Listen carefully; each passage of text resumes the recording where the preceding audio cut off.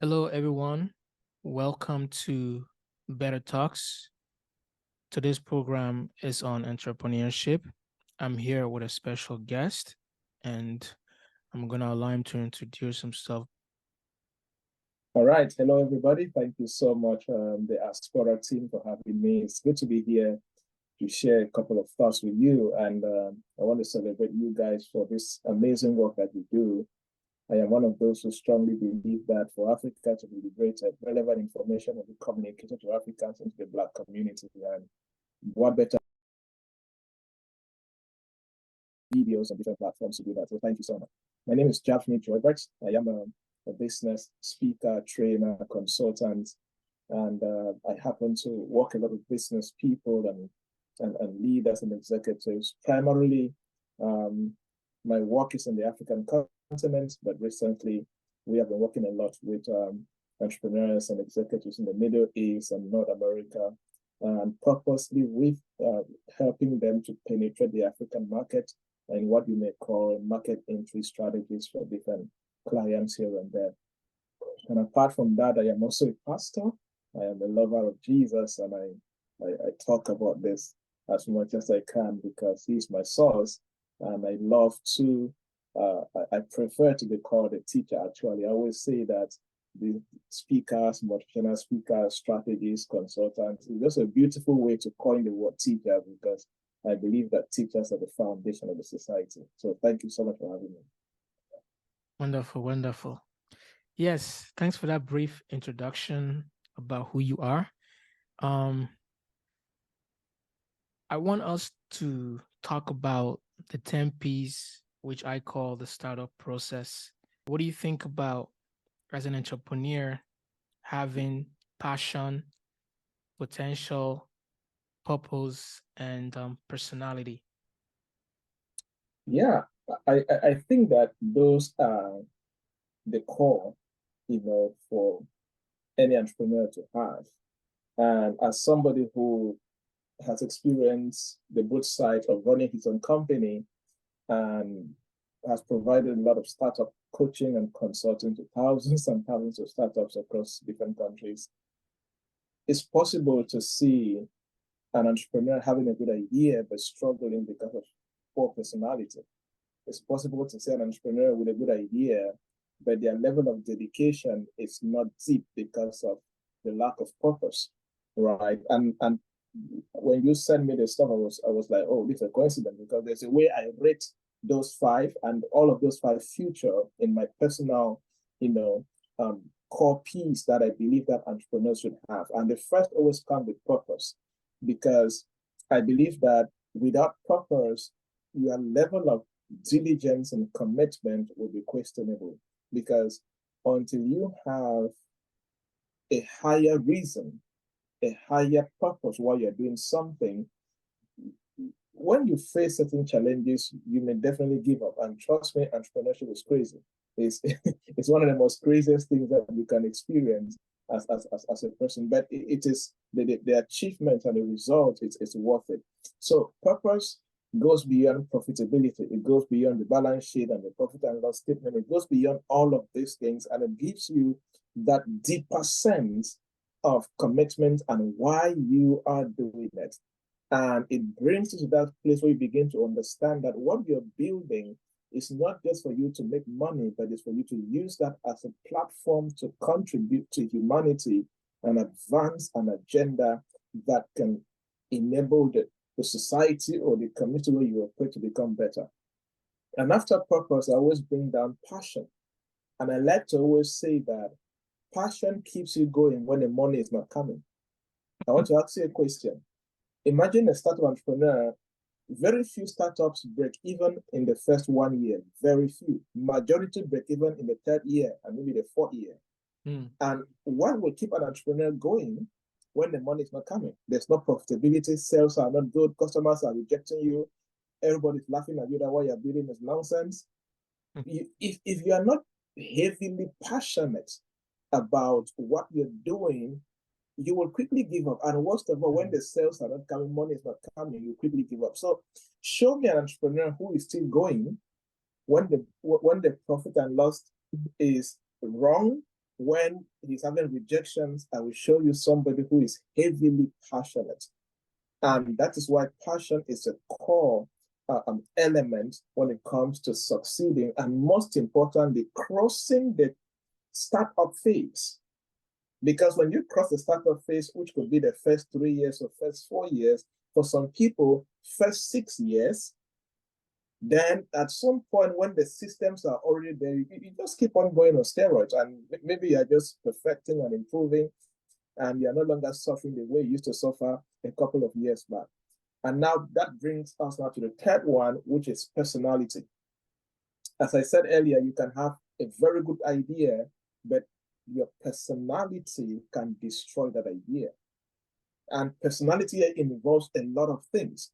It could be the way you communicate with customers, the way you communicate with potential investors, the way you communicate with your team members who many a times at the startup phase, they are volunteers or interns.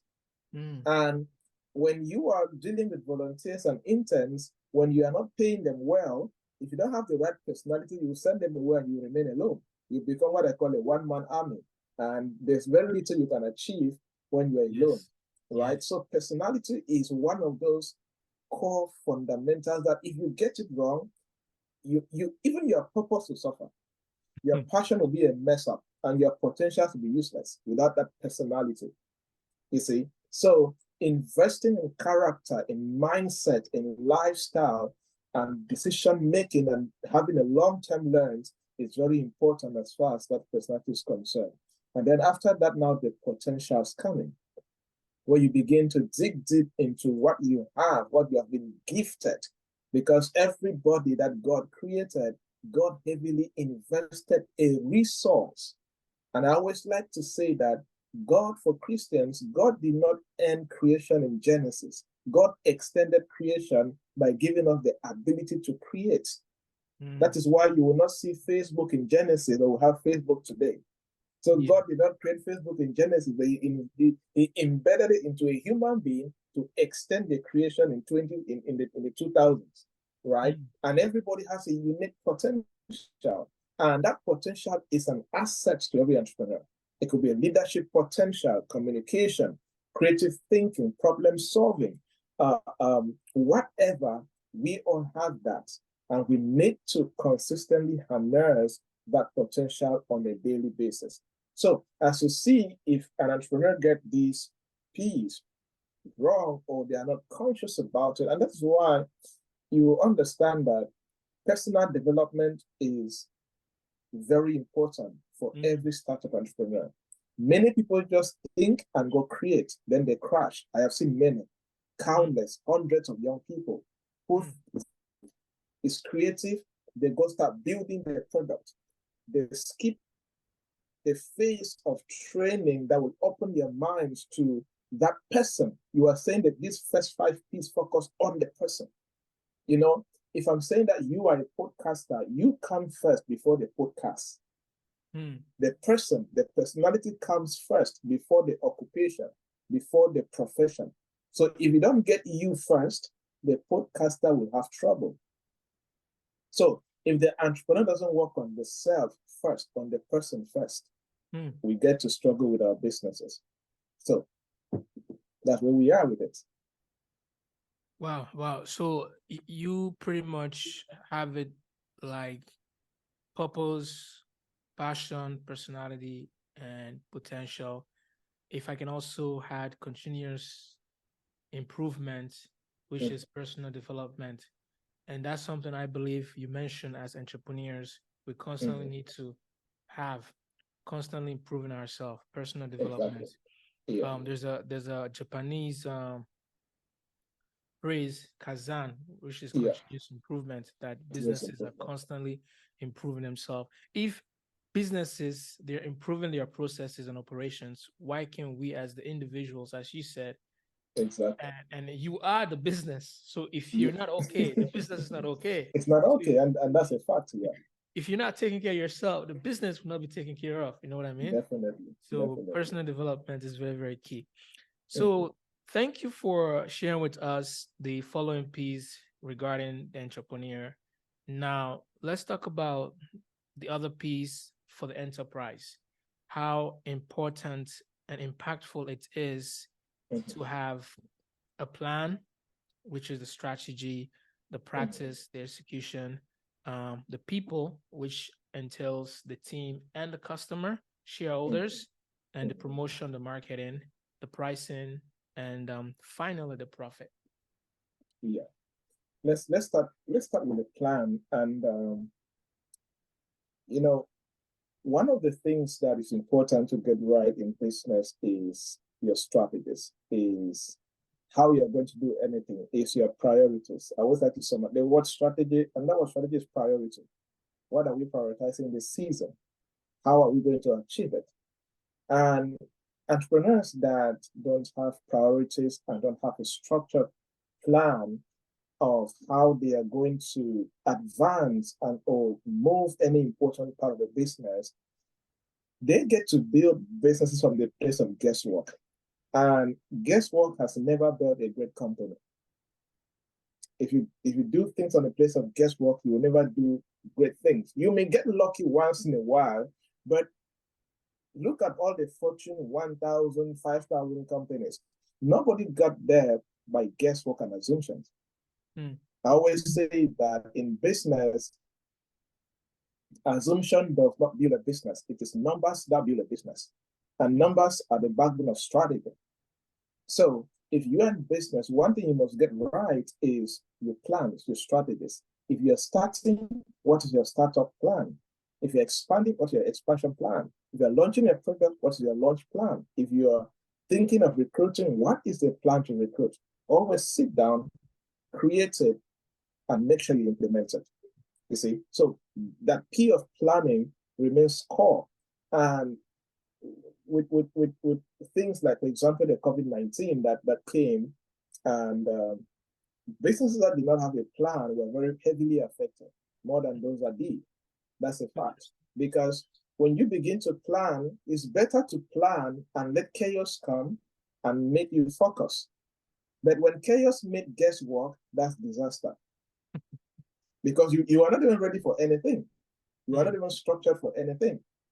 So, but when you have a plan and chaos comes, there's something that gives you stamina while you develop agility and dynamic plans to adjust to what just happened. And for you to move forward and relevant in 10 years, you must have a plan that will make you relevant in that 10 years. So it's something that we must keep on going in it. And one important thing about this point is, let us learn to be agile with the plans, because the world is changing, technology is changing, things are happening. When you're agile, it makes it easy for you to begin to adapt and build products and serve in a way that fits the latest dispensation.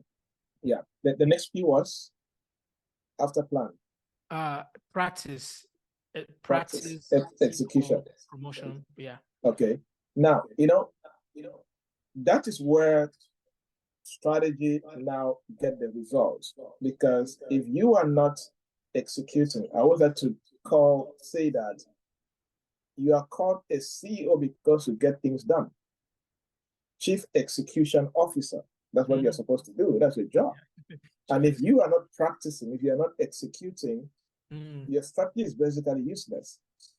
That's why if you give the best strategies to a business person who is full of procrastination, it's going to make no sense. I even have a book called How to Move from Chief Procrastination Officer to Chief Execution Officer. Because with that, and that's where many people get it wrong. You build strategies, and I think that with many of my clients, you build strategies for good clients, for give clients, they get and sit on it. You build the same strategy, give to another client in the same industry, different country or different city, they produce results and triple their sales. Then you begin to wonder, the major difference between client A and client B is that execution, that practice. And practice is not cheap. It's not fun. It's going to take a lot from you. It's going to require sacrifice. Yeah. And the backbone of practice is self-discipline.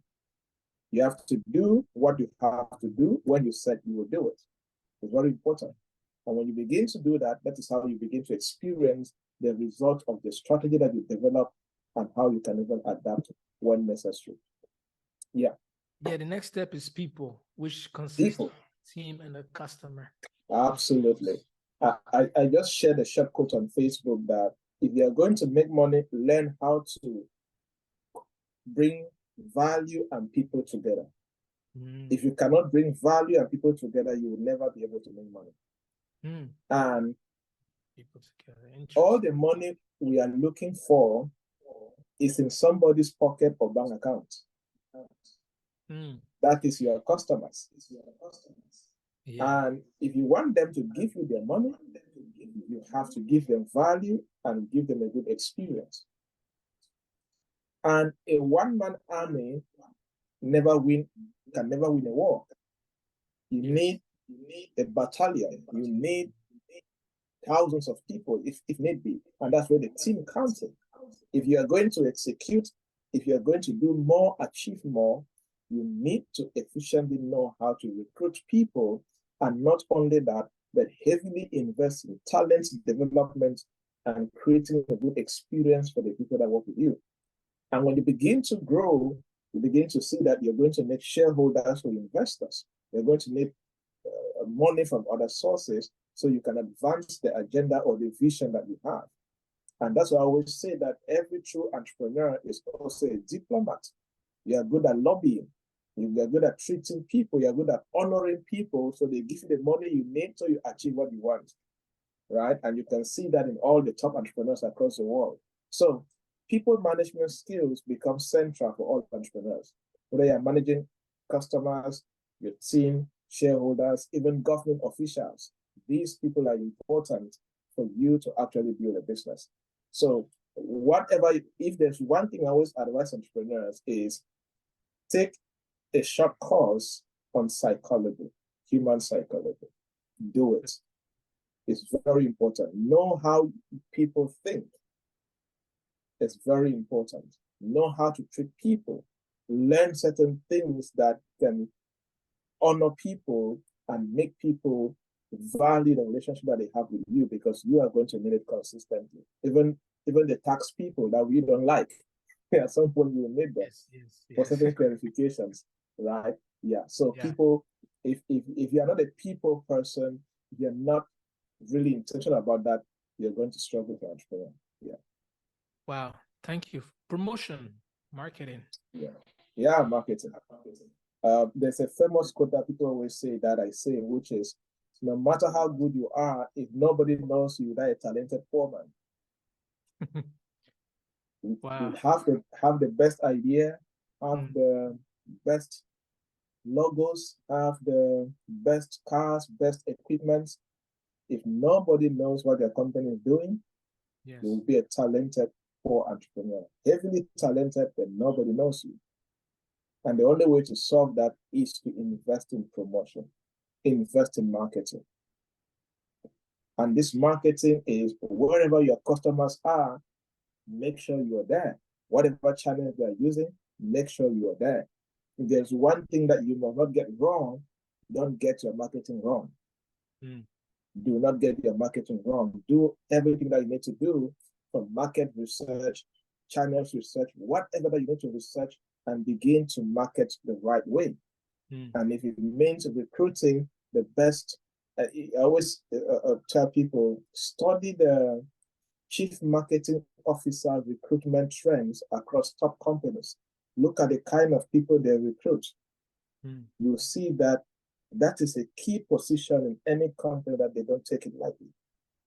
They bring the best from other sources and companies to mount that position of chief marketing officer. And many times you will hear some entrepreneurs say, oh, I'm not good at sales. I'm not good at sales. If there is one skill that you must learn, and learn at all costs, is how to sell. It's how, because with no sales, there's no money coming in. Your accountant is useless without sales. You will not pay staff without sales. You will never take care of yourself without sales. So whatever you need to do, lead generation, lead conversion, whatever that falls on that little thing called marketing, you have to get it right. You have to get it right. Further studies, good. Further courses, good. Get a consultant, good. whatever you need to do, you don't have to leave that to chance or to assumptions or to guesswork, because it is the foundation of how that business is going to move forward. Nice, powerful. Pricing. No, yeah. You know, if you cannot monetize what you're creating as value, I don't see how you're going to cover costs, how you're going to be profitable. And you see, it is value creation, value packaging, then value monetization. These three things, you have to get them right. If whatever you're creating as value, create it well, package it well, and packaging, that's where the promotion starts, or the marketing starts. That's where even the pricing also starts. When you package it, you have to monetize it. And how do you monetize it? By determining how much it costs you to produce, and logistics and all of that, up your margins, and then you get a good price. And you should be conscious of, what are you going to use to determine the price when it's in the market? Are you going to use competitors' pricing, price at the same level with them, above their pricing, below their price? Whatever you're deciding, but by all means, you need to put a price on the value that you are creating. And you need to do proper research to make sure that, and this is one thing that many entrepreneurs get wrong, or they don't intentionally focus on. One of the most important things to research when it comes to pricing is to determine the price that you are giving. Are your target market, are your customers having the income level that they can afford that price? Because no matter how good your product is, if you price above the income level of your target market, they will, like they say in Cameroon, your product fine or the money no day. Right? So in local pidgin, your product is nice, but there's no money to do. Admire it, but they will not pay. You see, because it is way above their monthly income level or annual income level. So when pricing, we should not only focus on how much are competitors pricing, how much are they doing that. It's good to look at that, but one core thing to look at is the target market, because you can have competitors in the same industry. Meanwhile, some people are targeting people in urban areas, you'll be targeting guys in semi-urban areas. Or while they're targeting workers, your product in that same industry is good for university students. So just copying your pricing is not good enough. Take it deeper and ask yourself, this pricing I'm giving, is it within the income level? Can they quickly buy? And then the last thing about pricing I'd like to talk about is, when you're pricing, also check your product. Is it a nice to have product or a must have product?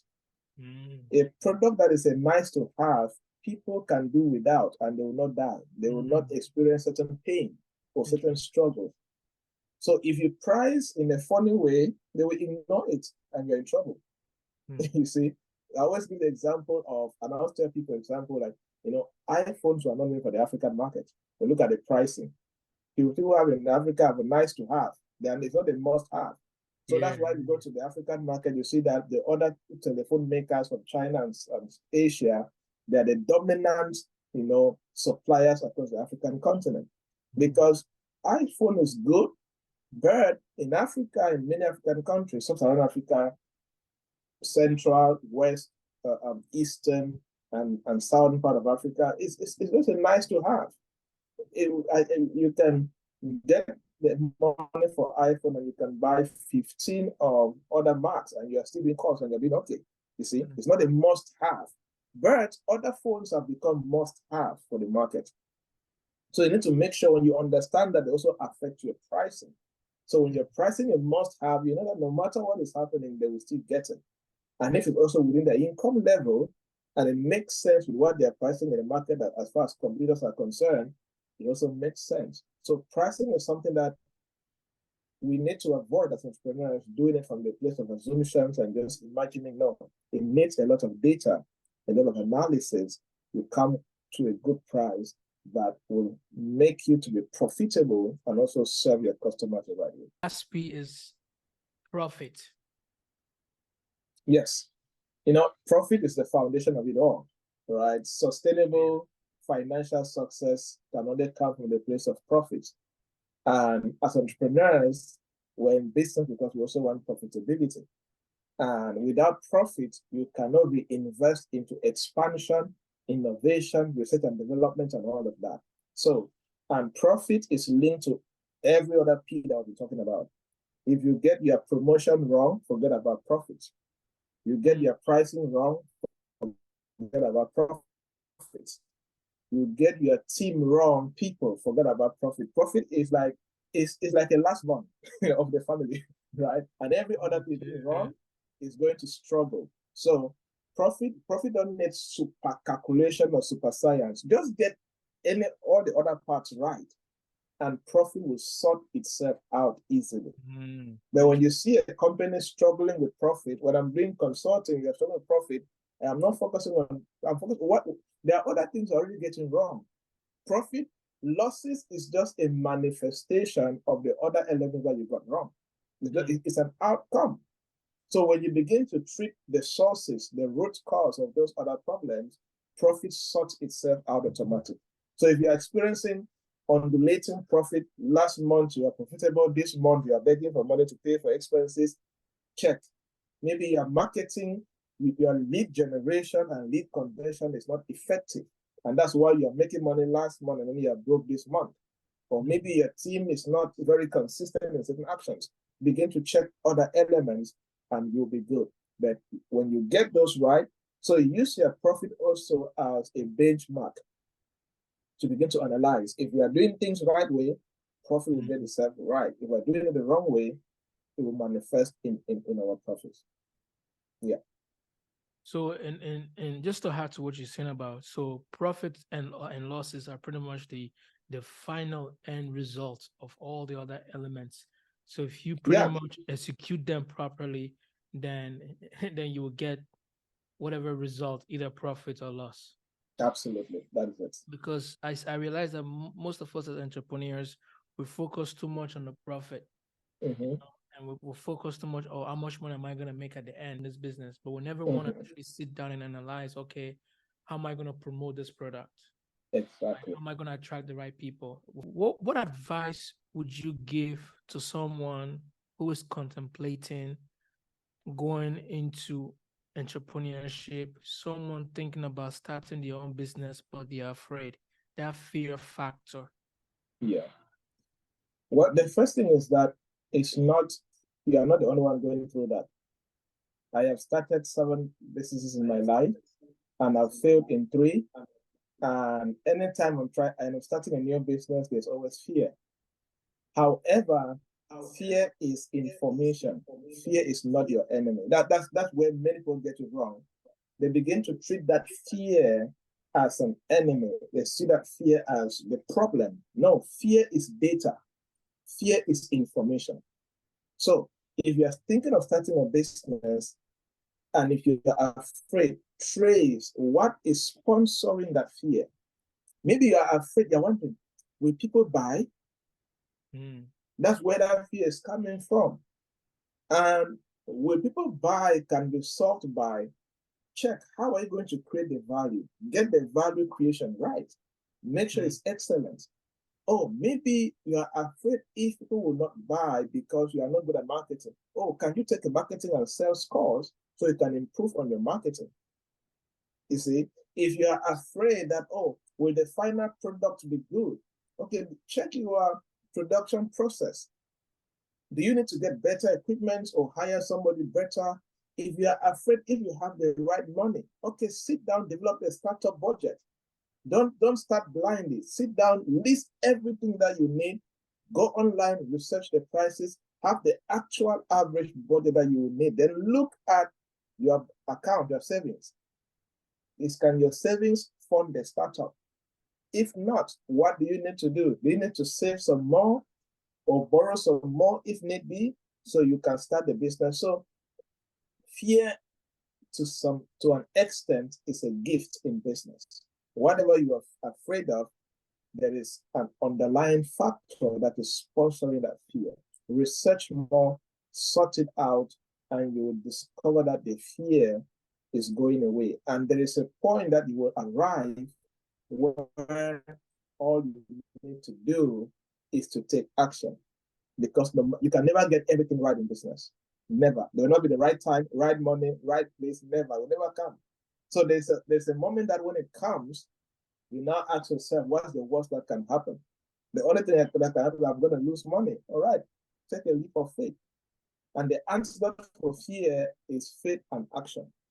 That's the antidote for fear.